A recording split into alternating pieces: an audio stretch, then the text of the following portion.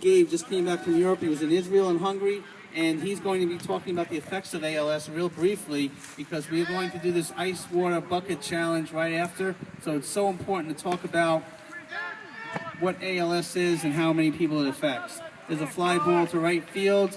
Cam Sunder, he's out. Back to second. He's safe at second again. So there's two out. Runner on second. Brooklyn Atlantic leads 9-2 in the top of the sixth.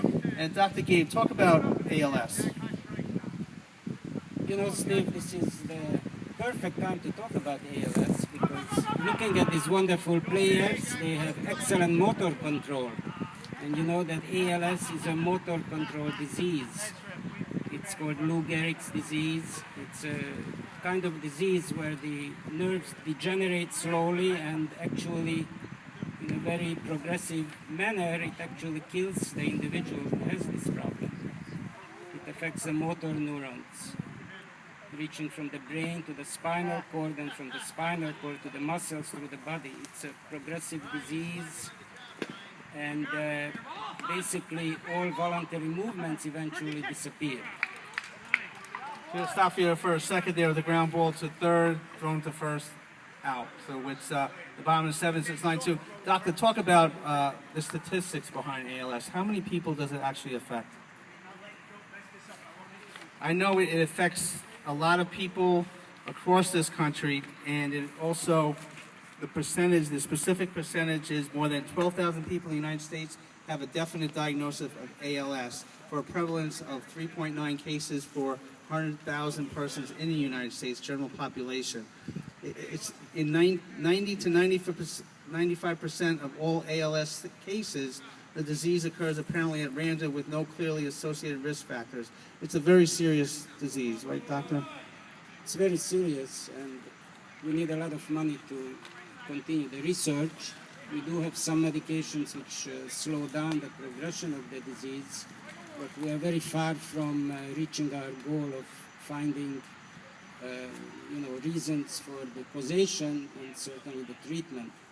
We need money for continued physiological research and also to improve the condition of these individuals who have the disease so that they can continue the style of life which suits them best. There's a fly ball to left on a one bouncer, out. Left fielder made a nice play, one down. So Steve, the problem here, is that nobody knows who is at risk. There are some genetic involvements, but exactly the nature of it and the physiological mechanism of it is still not known. The ground ball to second, couple of hopper, throw to first, two outs here. The line shot to left field. Misplayed by the left fielder, bounces around. The runner is safe at second. Nice recovery, throw the ball back in. Two out, runner on second.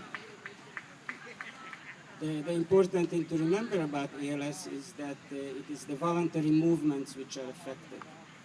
Voluntary movements have to do with movements which we can actually control as opposed to the autonomic nervous system which is involved with those functions which are not under our control, such as heartbeat, for example. Let's say touching something, running, handling things, those are the kinds of things which we consider as voluntary movement. Okay, the catcher threw it to second, safe at second. Runner on second takes a lead, running start.